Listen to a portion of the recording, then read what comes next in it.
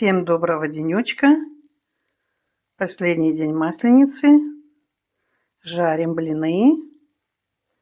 Всем приятного аппетита. Всем доброго денечка. С прощенным воскресеньем всех.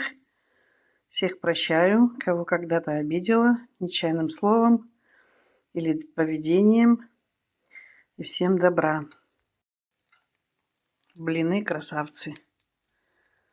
Вкуснятина неимоверная. С ванильным сахарком, а попозже и с медком. Попробуем, конечно, обязательно. Всем желаю также попробовать такие блинчики. Всем добра, здоровья, счастья, мира и благополучия.